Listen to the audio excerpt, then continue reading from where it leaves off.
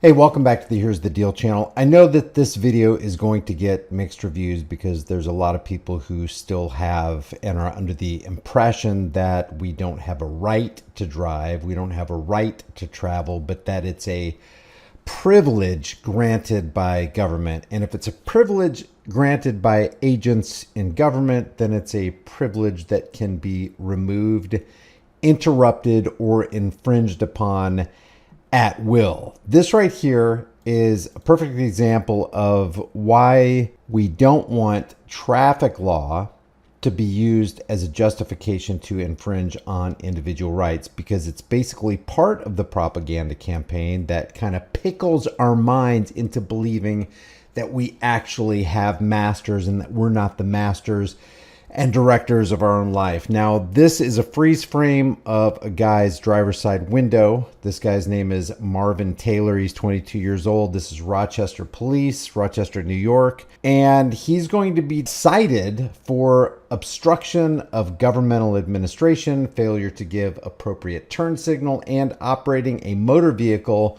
without a valid inspection certificate. This is him getting his glass broken on his driver's side window and him freaking out that property damage was done to his vehicle. I want to start this video out with this right here, though. I can't believe I'm in agreement with Jimmy Kimmel. Listen to what he says. What a collection of people. Here in one room we have members of the media, politicians, corporate executives, advertisers, lobbyists, and celebrities. Everything that is wrong with America is here in this room tonight. Yep, that's right. Corporate executives, advertisers, lobbyists, celebrities, politicians, presidents were in the room. So everything that is in that room is what's wrong with America. I think there's one thing that he missed, because I know that there is a police presence at those functions and police would be added to that mix. I'm going to go ahead and play this. Please try to suppress the urge to think that this is no big deal, because this is a huge deal, and I will show you exactly why from their own laws in a couple minutes.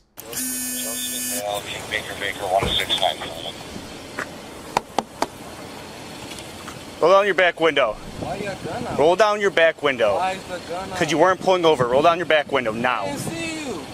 Roll down your back window.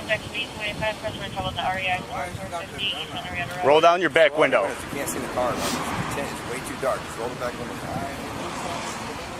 Just roll the back window down first. Can't see anything in the back of the car. Is there anybody back there? Okay, just roll the windows down before we break them. How does that sound then? Roll the windows down or we will destroy your property. If you don't obey us, because we can't see in your back seat, but then again, you can't see in our back seat either, because we have limo tin on our windows, but you can't have it on your windows. Rules for thee and not for me. If you don't roll them down, we're going to do some property damage on your vehicle. Listen, I'm going to pull you out of the car if you don't roll your back window down. What are you doing? You're doing too much. Get out of the car. Get out of the car. Sir, get out of the fucking car. Get out of the car. Get out of the car. 402, take in the car, please. Get out of the car. You got a window puncher now. Get out of the car.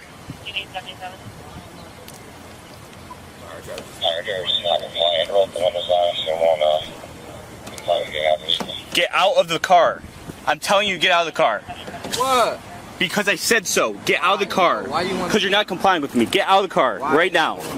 Get out. What's the reason why? Because I'm conducting. Get out of the car. I'm not explaining anything else. Get out of the car.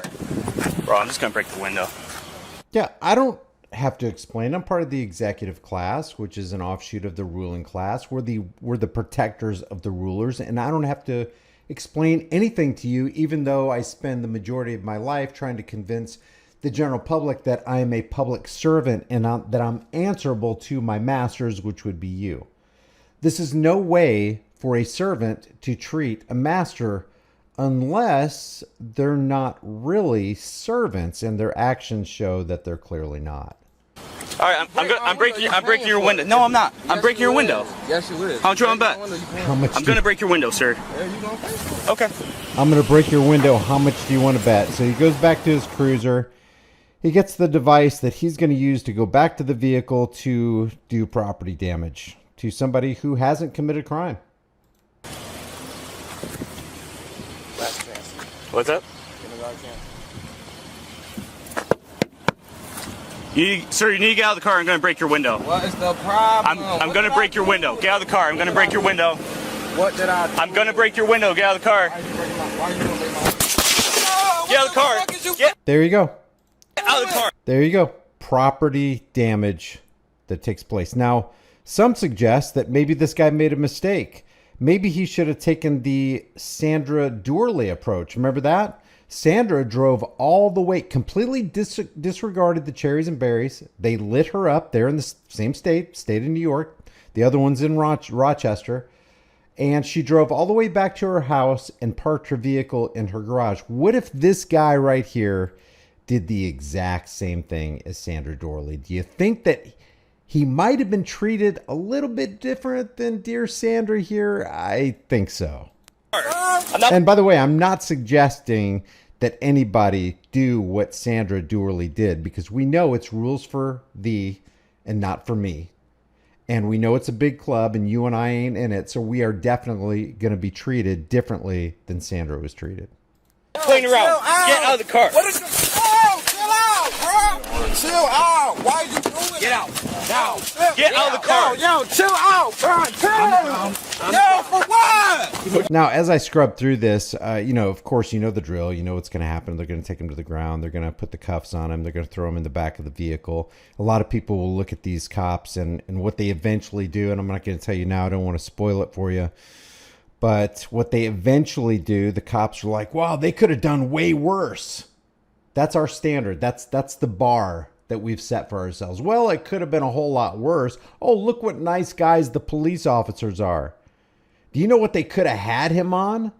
Now, when I look at traffic law and I look at something like, 18 USC 242, which is deprivation of rights under color of law, I see traffic law as one of those color of law issues that gives cops and judges and prosecutors the justification that they need to prosecute somebody and steal their money or completely take away and violate their freedoms. Remember, we have this law on the books, and it's a pretty good law, deprivation of rights under color of law.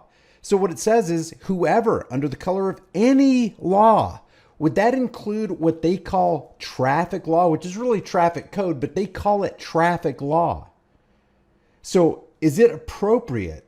Is it within the lines of the federal code to deprive somebody of their rights under the color of traffic law or any law?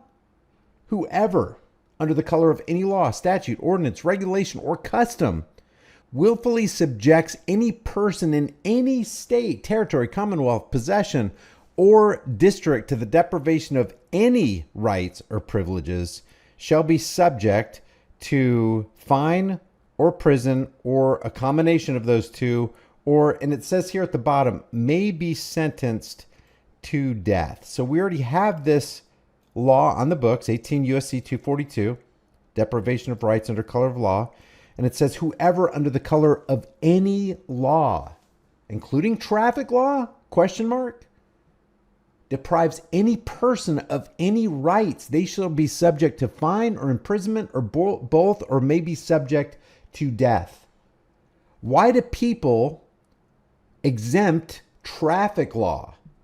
Because traffic law is used as a justification to damage property, to steal property, and to remove your rights. Why do we continue to tolerate this and say, well, it's okay because the guy's tag was out or his license plate light was out and wasn't properly illuminating his license plate, or he forgot to activate his turn signal, or one of his headlights was out? That gives the cop justification to trample your rights, not under 18 USC 242, not under the Declaration of Independence, not under the Fourth Amendment.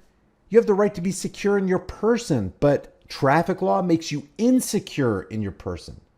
It's demonstrable. It's objective. Why do people argue with this logic? It makes no sense to me. Hope so. Hi, Mr. Taylor. What happened, man? So now the sergeant arrives on the scene. They get his side of the story. They get Mr. Taylor out of the car. They remove his handcuffs, and then they give him this little admonition right here. Here's your phone. Listen, that never has to get to that point, right? I'm not gonna try to beat a dead horse here, but you you have to comply with our orders when in that situation, okay?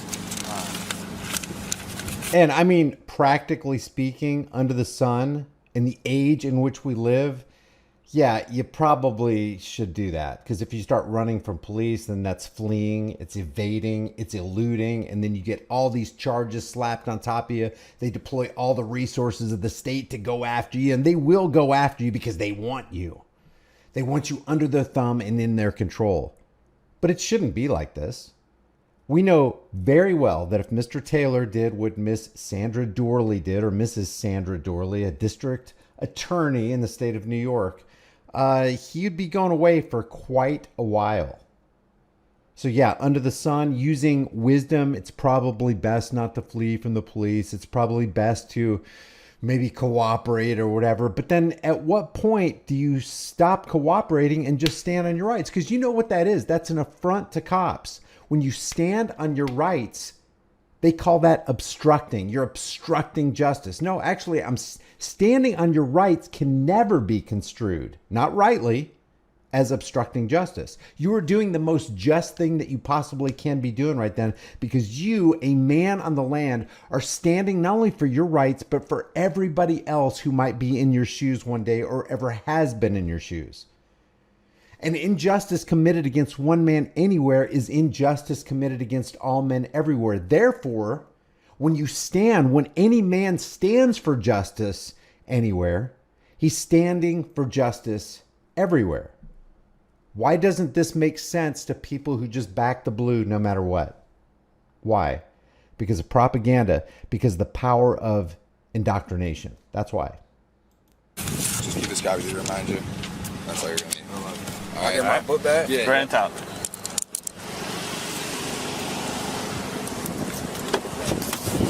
Yeah, I gave him his phone.